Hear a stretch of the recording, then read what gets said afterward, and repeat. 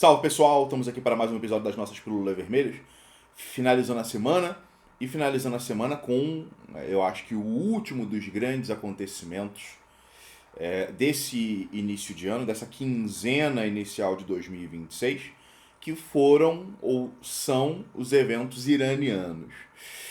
Ainda que eu imagino que muitas pessoas já saibam o que aconteceu, o que estaria acontecendo, etc, etc. Para quem não sabe, a gente vai aqui dar uma resumida. Às vezes caem uns malucos de paraquedas também, que malucos ficam acompanhando páginas e canais de direita, né? Sei lá, hoje no mundo militar, João Weigen, essas bostas aí, né? Brasão de não sei das quantas e assim por diante. E que geralmente não sabe porra nenhuma, né? Em relação a coisas básicas, especialmente coisas básicas do mundo contemporâneo. Aí, às vezes, talvez a gente possa iluminar um pouco a mente vazia dessas pessoas, né? Recordando aí que a editora Arcéguia está voltando a publicar novos livros com força total. Essa semana nós publicamos a obra Eu Vivi a Resistência Palestina, do autor belga, mártir nacionalista revolucionário europeu, Roger Coudroy. Semana que vem nós publicaremos Europa e Império, do Jean Thiriart, que foi aí um dos mestres, um dos professores, por assim dizer, do Alexander Dugin, era amigo, era associado do Oswald Mosley, era associado do Juan Domingo Perón. Na verdade, o cara era associado do Nasser, do Ceausescu, do... chegou a conhecer o Zhou Enlai, né? Se não me engano, o Gaddafi também, enfim, o Jean Thiriart foi um cara realmente sinistro. E na semana seguinte, se tudo der certo, na semana seguinte ou a semana que vai vir depois, Geopolítica do Narcotráfico na América Latina, do professor Norberto Emmerich. E em seguida, a semana seguinte ou duas depois, uma obra do mexicano José Luis Ontiveros, que era meu amigo, né? Ele faleceu não tem tanto tempo assim. Que é Apologia da Barbárie, uma obra que apresenta, lida com as ideias, com o pensamento do Ernest Junger, do Yukio Mishima e do Ezra Pound. Então tem muita coisa para ser produzida aí. E na verdade tem várias outras coisas que já estão na fila para serem lançadas também. Então esse ano, se tudo der certo, a gente vai ter lançado, né, até o final mais de 20 livros novos, tá ok? A realidade é que vocês vão ter que arrumar um segundo emprego para comprar as obras da editora. Mas enfim, deixando de falar sobre a editora, falando sobre o tema em si. Final de dezembro, começaram alguns protestos no Irã. Pacíficos, tá? Esses protestos, eles eram organizados principalmente por estudantes universitários, por alguns sindicatos, e também por associações de lojistas, né? E, de um modo geral, esses protestos eram pró-Estado e anti-governo. O que eu quero dizer com isso? Eles eram pró-Khamenei e pró-República Islâmica do Irã e anti-Massoud Pezeshkian, o presidente reformista liberal que ganhou as eleições ano passado ou ano retrasado, enfim, depois da morte do Ebrahim Raisi, saudoso Ebrahim Raisi. Eram manifestações pró-Khamenei, pró-República Islâmica do Irã e anti-Massoud Pezeshkian. Tanto que eram manifestações, protestos organizados por instituições e organizações legítimas, tá? Instituições e organizações reconhecidas pelo Estado, sindicatos, associações de lojistas, como eu falei, movimentos estudantis, né, centros acadêmicos e assim por diante. Movimentos de protesto, esses movimentos eles eram ali relativamente pequenos, né, somando todos eles, né, a cada dia 1.000 pessoas, 2.000 pessoas, 3.000 pessoas aproximadamente. Por que eram protestos contra o atual presidente iraniano, contra suas políticas e assim por diante? Pelo seguinte, pessoal, a realidade é que quando o Ebrahim Raisi faleceu, apesar das sanções, as coisas estavam indo bem de modo geral. O governo do Ebrahim Raisi, economicamente, era muito estável, tranquilo, estava tendo um crescimento limitado, né, mas bem controlado, mas havia um crescimento econômico, a moeda estava estável, a inflação estava estabilizada, as coisas estavam indo bem. Meteram ali um reformista liberal e as coisas começaram a andar, a desandar. É claro que algumas causas desses protestos são antigas. A realidade é que o Irã passa por uma crise hídrica fodida e uma crise hídrica causada por decisões equivocadas no que concerne à administração da água, algo que vem aí de algumas décadas já. Então, por exemplo, houve uma sobreutilização da água, essa é a realidade. Uma sobreutilização da água. Muitas represas construídas, muitas bombas de água construídas, muita extração e uso de água simultaneamente, e os aquíferos, especificamente de Teherã, aparentemente não tancaram. A água não é infinita, né, pessoal? A gente ouve há muito tempo falar sobre esse problema de uma futura escassez da água, esse problema de que eventualmente haveria conflitos geopolíticos por conta da água, e talvez esse período esteja chegando. O Pezeshkian chegou a propor trocar a capital de lugar, transferir a capital iraniana para um lugar que tenha maiores reservatórios naturais de água. Por outro lado, existem engenheiros iranianos que defendem uma retomada de técnicas tradicionais de canalização enfim, tratamento da água. Técnicas semelhantes aos aquedutos romanos, só que usando canalização na terra mesmo e tal, bagulho dos antigos persas, saca? Então ele tem esse debate, é um debate real, mas enquanto isso, a água de fato está escasseando e há um racionamento de água fudido no Irã há algumas semanas já. Esse é um ponto. Outro ponto é que o Pezeshkian, ele, na parte econômica, ele não está sabendo lidar com os problemas iranianos, tá? Então, a moeda iraniana está oscilando pra caramba, inflação está crescendo, né? É uma série de outros problemas econômicos que estão aparecendo, que estão pesando cada vez mais. Então existem razões legítimas para protestar contra o Pezeshkian. Protestos no Irã não levam a prisão, não levam a execução, a pena de morte ou qualquer coisa do tipo. Ocasionalmente tem protestos lá no Irã. Tá? Pessoal, volta e meia tem protestos na China, cara. Normal. Normal. Na verdade, isso é uma coisa que provavelmente as pessoas não sabem. As altas autoridades chinesas, né, a alta hierarquia do Partido Comunista da China, considera que protestos são bons. Porque é apenas através de protestos que você sabe se ali a baixa hierarquia, né, os administradores locais, municipais, se eles não estão, na verdade, mentindo, fazendo merda. Aí o cara passa um relatório, né, cheiroso, perfeito, lindo, maravilhoso pra cima, tá tudo bem, tá tudo lindo e tal. Aí, porra, vão 10 mil pessoas na rua protestar porque tem algum problema sério e por aí vai. Quer dizer que o cara tá mentindo, ou então é corrupto, tá entendendo? E aí os caras vão em cima. Então, pro sistema chinês, protestos são bons, porque são um mecanismo de controle.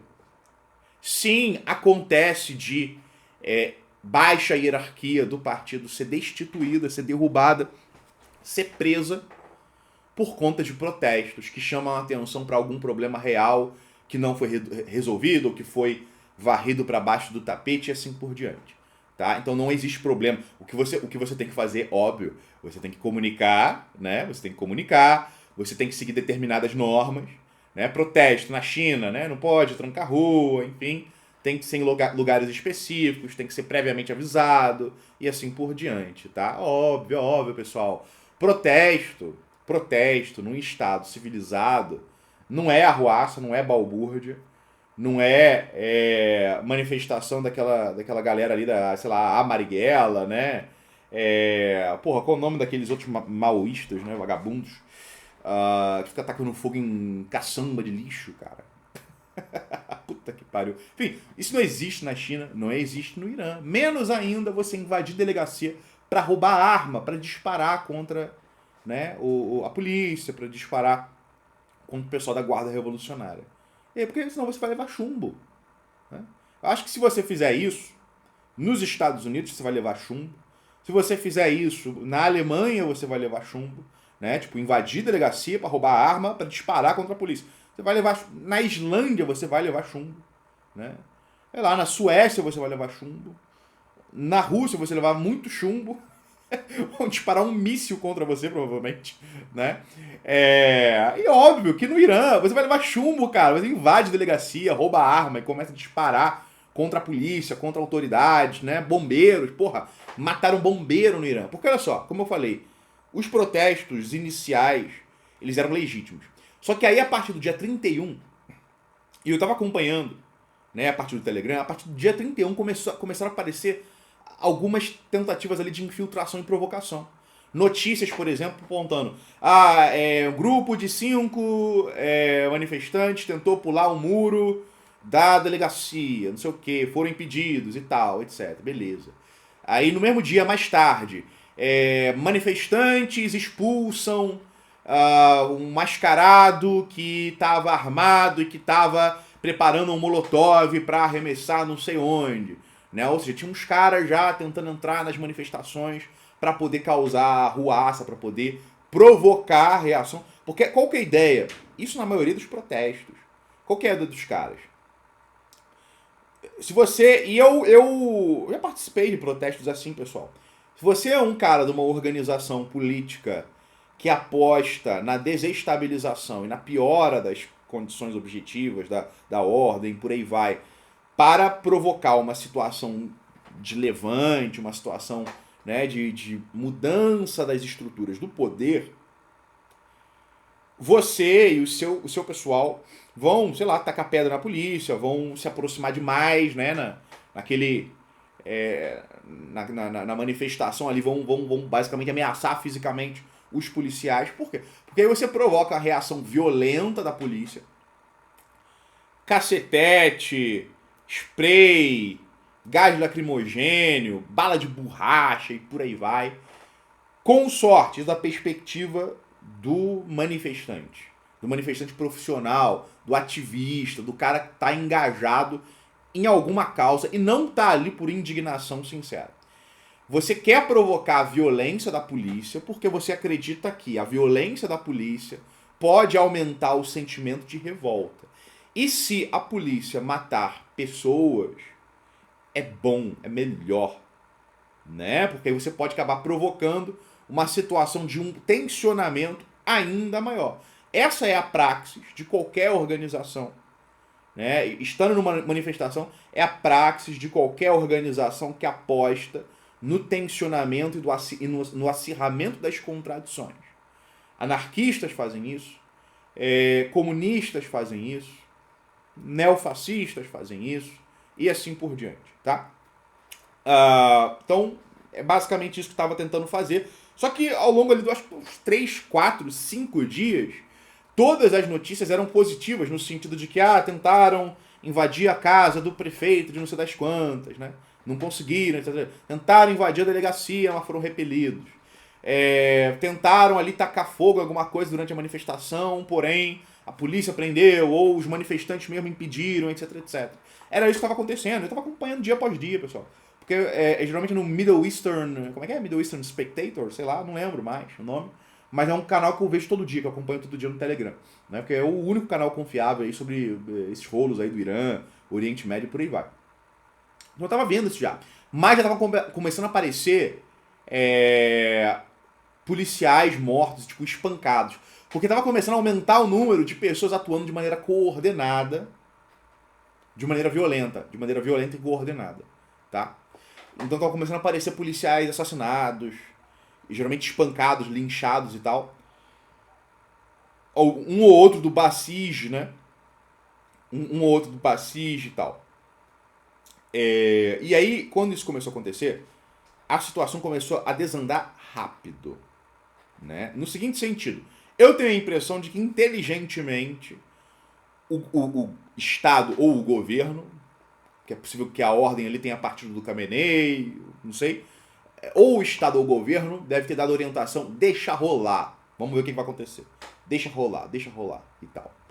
Ao mesmo tempo, o Estado passou a orientação, né, para não saírem de casa, porque estavam começando a haver provocações, atos violentos, e a polícia ia reprimir, etc, etc, pedindo pais, mantenham seus filhos dentro de casa, etc, etc. Para quê? Para começar a separar o joio do trigo. Porque o pessoal de sindicato, o pessoal de movimento estudantil, o pessoal aí com reclamações legítimas, associação de bairro, associação de morador, né, associação de lojista e tal, esse pessoal começou a ficar em casa, né? E aí os caras vândalos, arruaceiros, terroristas, separatistas é que estavam indo pra rua.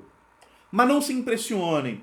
Ao contrário do que essas contas pagas para fazer rasbará, com um script ainda por cima, vocês perceberam que eles pararam de falar no Irã, já mudaram de assunto? É porque parou, a operação parou, pessoal. A operação parou, tá? E aí eu vou ter que falar um negócio pra vocês sobre esses influenciadores brasileiros. Mas enfim, começaram então, esse pessoal começou, não se impressionem com a quantidade de pessoas que os influenciadores estavam dizendo que 1 milhão de pessoas tomaram as ruas de Teherã e por aí vai. Olha só, no auge desse segundo momento, né, de atos violentos, em que não havia apenas pessoas violentas no meio, porque acaba acontecendo de pessoas normais indignadas também irem às ruas. Em Teherã, que é uma cidade de milhões de habitantes, havia 40 mil manifestantes, né? 40 mil pessoas engajadas em manifestações. Mas só, eu acho que ao longo na verdade, é a quantidade de pessoas ao longo desses dias que se engajaram em manifestações. Tá? Não é necessariamente a concentração num único dia. Tá? É a quantidade de pessoas naquela cidade que se engajaram em manifestações ao longo dos dias. Em todas as outras cidades foi muito menos. A coisa é entre 1.000 e 10 mil. Tá? Tem estatística sobre isso já, publicada e por aí vai. Só que quando você tem ali, vamos supor, que tá ao longo de vários dias foram 40 mil em Teherã, vamos ver que uma única concentração, porque havia vários focos de protestos separados em Teherã, tá? Numa única concentração você tem ali 10 mil pessoas. 10 mil pessoas, uma parte delas, bota aí 5 mil talvez, 6 mil atuando de maneira violenta, né? Ou talvez um pouco menos, não precisa ter que ser tantos, 2 mil, 3 mil em Teherã atuando de maneira violenta. É difícil de controlar, porra. É por isso que os caras conseguiram tacar fogo em, não sei, tacar fogo em biblioteca, escolas, mesquitas, hospitais, tá? É difícil de controlar. E aí, simultaneamente, aí se deixa rolar, o governo bloqueou a internet. E quando o governo bloqueou a internet, começaram a pipocar focos de luz. Por que começaram a pipocar focos de luz? Porque através das fronteiras, nas semanas anteriores, alguém começou a encaminhar para dentro do Irã, para pessoas específicas, aquelas estações, aqueles aparelhos do Starlink. Então começaram a pipocar ali, no nada, né? No nada, na estática virtual, começaram a pipocar alguns focos de luz, algumas conexões, né? E a partir do momento em que isso começou a acontecer, a atuação do governo foi no sentido, vamos em cima desses caras. Então, às vezes, por exemplo, beleza, deixou rolar, e aí, claro, tem um enfrentamento policial, né? Tentando conter, e aí o pessoal vai para casa. O governo começou a buscar os caras em casa, né? Na madrugada, de manhã, e assim por diante, né? Entrando na casa, arrombando a casa, levando embora. Bagulho bicho-papão mesmo, muito foda, tá? Então foi assim que o governo foi atuando. Nas províncias fronteiriças era onde a situação, de modo geral, estava pior. Porque nessas províncias fronteiriças você tem, às vezes, minorias sectárias e grupos terroristas. Né? Ali no Baluchistão, que é lá pro leste, as áreas curdas, por exemplo, chegou a haver um ataque militar de curdos atravessando a fronteira, se não me engano, com forças motorizadas ainda por cima, forças motorizadas. As forças armadas iranianas tiveram que repelir um ataque terrestre não era do PKK, não. Era de outra unidade militar de separatistas curdos. Entrando ali pela fronteira por uma província curda. Então isso aconteceu. Cara, Israel e os Estados Unidos acionaram todos os seus ativos simultaneamente. Porque qual era o plano? Isso está muito óbvio. O plano era enfiar o Irã numa revolução colorida que durasse semanas, ameaçando derrubar o governo, desestabilizando o governo, já enfiar forças inimigas, forças militares, pela fronteira, ocupando cidades, né? Forçando talvez as forças armadas a recuarem, colocando as forças armadas concentradas num enfrentamento, né? Para aí, inclusive, gerar um casus belli da desestabilização, massacre de manifestantes e assim por diante, para poder realizar um ataque contra o Irã, e talvez um ataque fulminante, um ataque pesado mesmo. Tá? Talvez um ataque pesado, né? Com o objetivo aí de decapitação e mudança de regime. Ok? Isso muito claramente era o propósito. Né? Parece que foram enviados aí para dentro do Irã milhares de estações Starlink, mais de 10 mil estações Starlink. Cada uma dessas porras é cara pra caralho, tá? Cada uma dessas porras é cara pra caralho.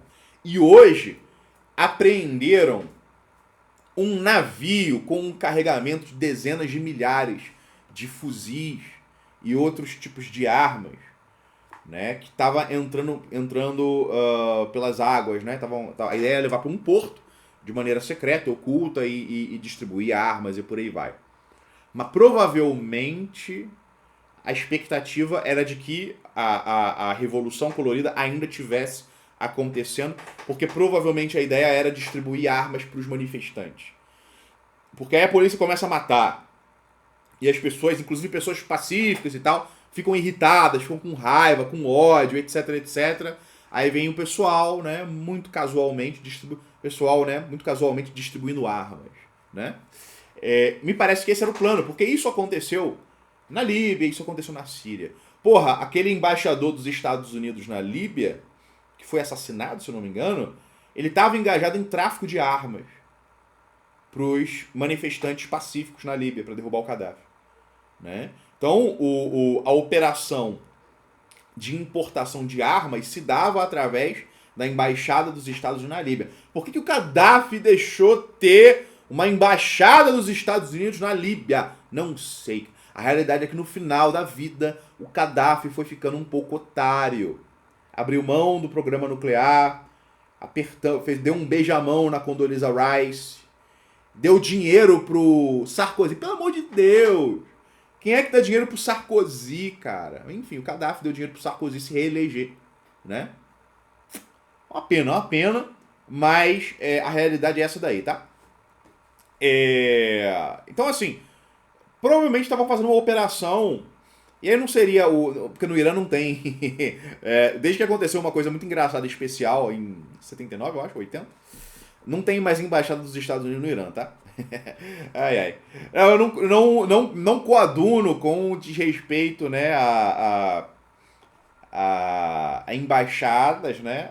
Porém, cara, quando a embaixada é utilizada como central de atuação da CIA, que é o que os Estados Unidos fazem em todas as embaixadas praticamente, porra, os caras estão se aproveitando da imunidade diplomática para sabotar e derrubar o governo no qual eles se encontram. Então, foda-se a extraterritorialidade, foda-se a imunidade diplomática, tá? Essa é a realidade, ok? Se tu usa a embaixada de uma maneira hostil em relação ao país no qual a embaixada está, você não pode apelar a porra nenhuma, tá? Então, os iranianos fizeram uma brincadeirinha na embaixada dos Estados Unidos, algumas décadas atrás, na época da Revolução, ou um pouco depois da Revolução, e aí depois disso nunca mais teve embaixada embaixada dos Estados Unidos no Irã, tá? Mas provavelmente foram os israelenses, curdos, comunistas.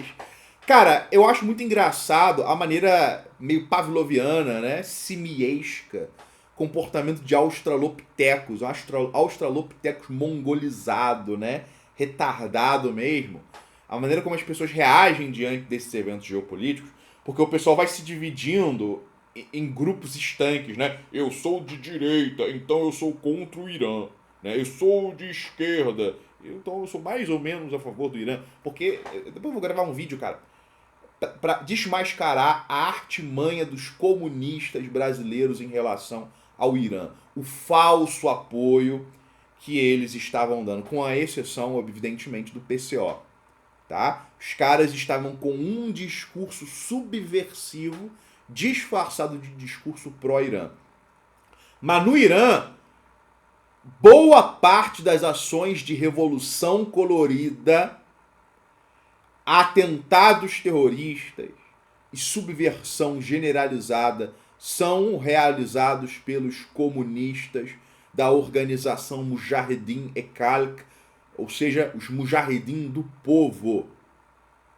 Tá? Então, muito provavelmente, o Mossad acionou os comunistas iranianos para operacionalizarem essa revolução colorida, porque eles têm experiência nisso. Né? Eles são.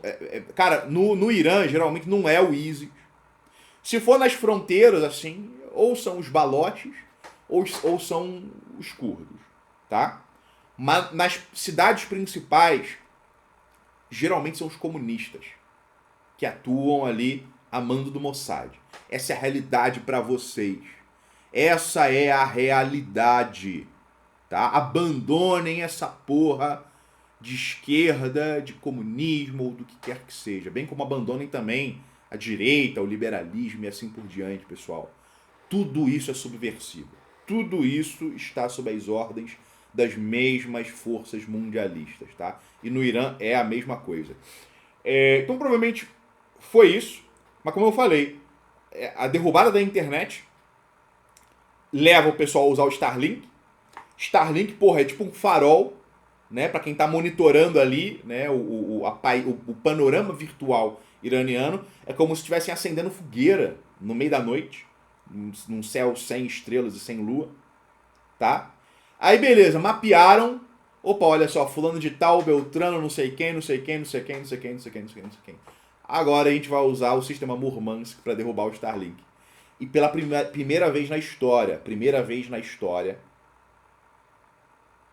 um país consegue simplesmente apertar um botãozinho para derrubar o Starlink. Tá entendendo? Isso aí é revolucionário num nível que à primeira vista não parece evidente, mas que é muito óbvio, que é o seguinte: os iranianos desenvolveram um método infalível para desbaratar revoluções coloridas. Isso pode ser exportado, inclusive. Né? Me parece que eles usaram tecnologia russa, tá? Mas usaram tecnologia russa, talvez de uma maneira ali que eles adaptaram, né? Fizeram algumas modificações, ou encaixaram numa estratégia específica, numa tática específica, ou qualquer coisa do tipo. Aí eles derrubaram o Starlink, porque eles já sabiam quem é que estava usando, e estavam indo já de casa em casa para pegar o pessoal. Né? E aí, realmente, os protestos desapareceram. E foi tão rápido, tão repentino. Primeiro porque eles eram pequenos.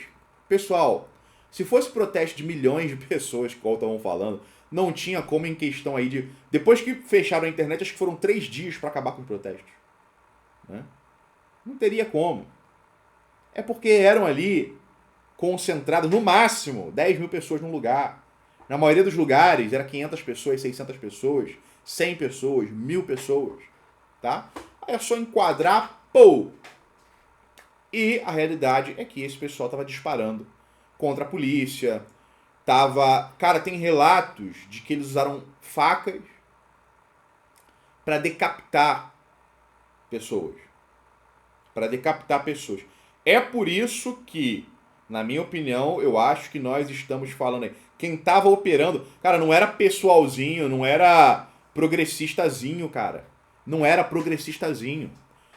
Eram ou membros de organizações separatistas dessas minorias étnicas, baloches, curdos e por aí vai, ou eram comunistas. Né? E os comunistas iranianos, tipo Sendeiro Luminoso, explode lugar matando dezenas de pessoas e por aí vai. Né? É por aí. Ou até acionaram ali o Wahhabis, né? Gente do ISIS. porque eles estavam decapitando pessoas, ok? Eles mataram, e não mataram apenas ali policiais e tal, membros da Guarda Revolucionária, bacis, etc. Mataram bombeiros, eles destruíram, e me parece que mataram o pessoal que estava dentro ali de uma ambulância, tá entendendo? Mataram criança, tá? Mataram criança, mataram, acho que uma mulher com o filho e tal, tentando proteger o filho, etc. Porque eles estavam tacando fogo em carro, com gente dentro, tá entendendo? Estavam tacando fogo em loja, em casa, em mesquita. Tem um vídeo, né, de um molotov arremessado numa mesquita com crianças dentro brincando, tá? Então mataram muita gente inocente, ok? Assim, se eu sou um chefe de Estado, e manifestantes, entre aspas, começam a usar armas para matar inocentes, a destruir inclusive prédios históricos, eu uso aviões para metralhar e lançar bombas nos manifestantes. Eu transformo as ruas num balé de pedaços. Ok? O governo iraniano foi light, né? Foi bondoso, foi tranquilo. E aparentemente só fez a repressão, né? Atirou contra quem estava atirando de volta, óbvio. Prenderam bastante gente. A informação de que prenderam mais de 10 mil pessoas. Terroristas mortos, os números mais confiáveis botam ali entre 200 e 600. Tá? Alguns números estão apontando para 2 mil. Mas me parece que esses números de 2 mil e pouco, é número geral de todos os mortos, inclusive as pessoas que foram, inclusive policiais, inclusive pessoas que foram mortas pelos terroristas e assim por diante, tá? Me parece isso. Me parece que de manifestantes é algum número entre 2.600 e pouco, 200 e 600 e pouco, tá? E aí, a partir do momento que começa a haver a repressão, mas o Irã apaga a internet, a gente começa a ver um desespero de Israel e dos Estados Unidos. E aí a Hasbará enlouquece. O pessoal acompanhou redes sociais aí, contas diversas, que falam de outros assuntos do nada, todo mundo virou especialista em Irã. E falando, não, tem que bombardear o Irã, tem que invadir o Irã, tem que libertar o Irã. Veja só essa citação falsa do Ayatollah Khomeini. Veja só essa informação falsa. Eu vi o nego postando vídeo de bagulho que rolou no Paquistão. Acho que um cara batendo na esposa, ou qualquer merda do tipo. Tu olhava pro cara e falava, cara, esse cara não é xiita, cara. Esse cara não é iraniano. Né? Porra, pega a porra de um livro de antropologia e, pelo amor de Deus, aprendam a distinguir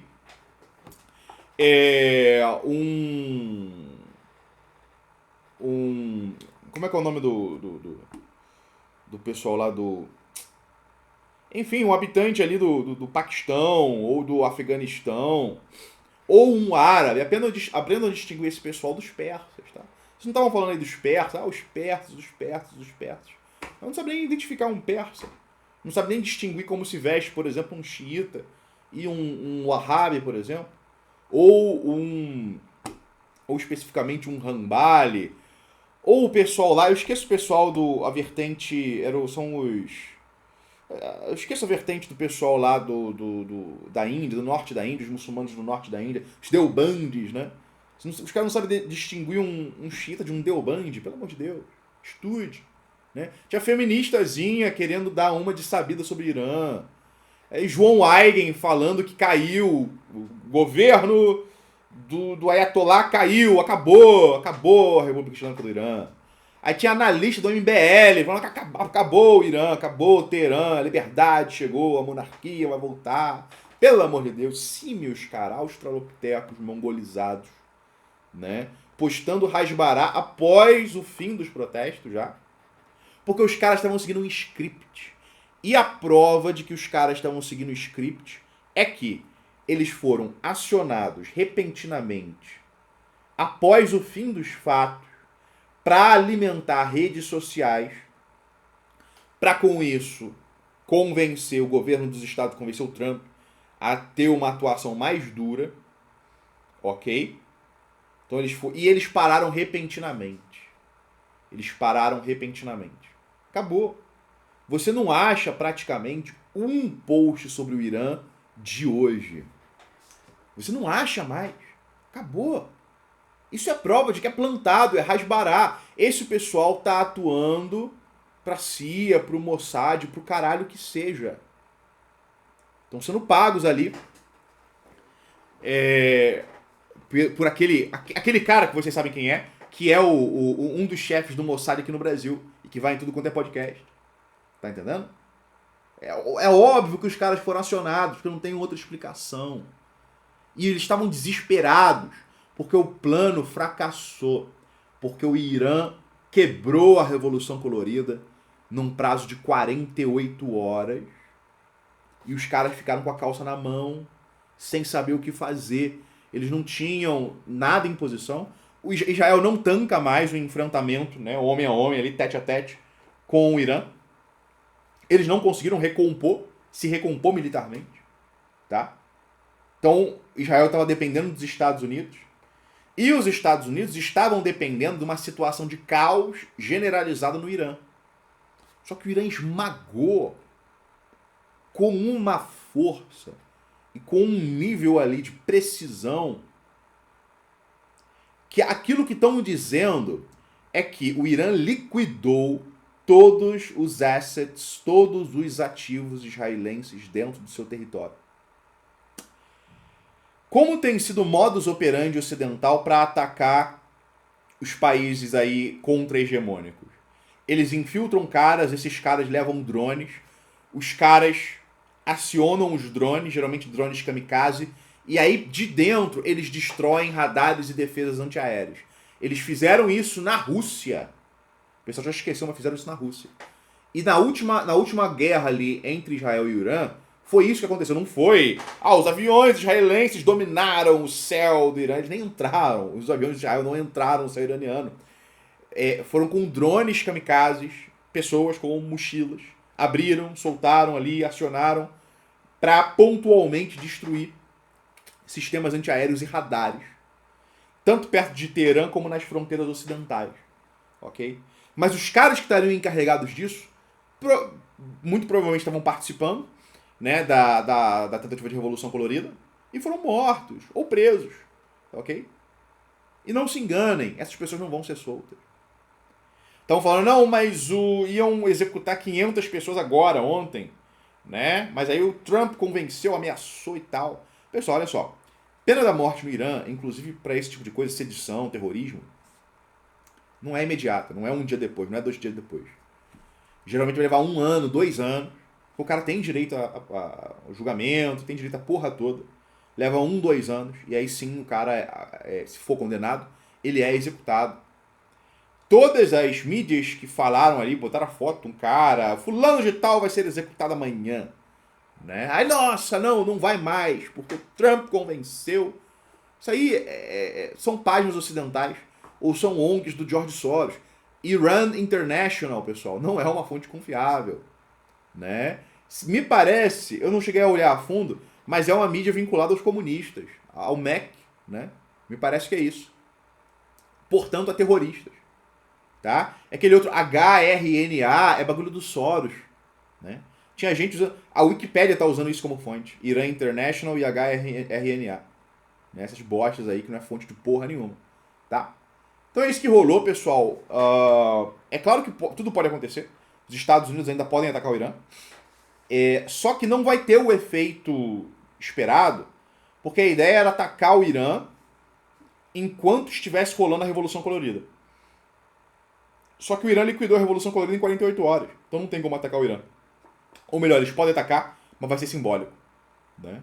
Parece que os países árabes estão desesperados, porque a opinião consensual é de que o Irã vai responder de maneira mais forte do que ano passado a qualquer treta, qualquer ameaça, qualquer conflito.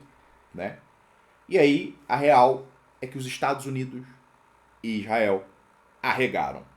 Mesmo que ataquem depois, a real é que agora arregaram, porque olharam e falaram, não tem como, a gente não tem o que fazer nisso daqui, é melhor a gente não se arriscar, porque esses filhos da puta vão devastar as bases que a gente tem aqui na região. Tá ok? Então essa é a realidade, pessoal.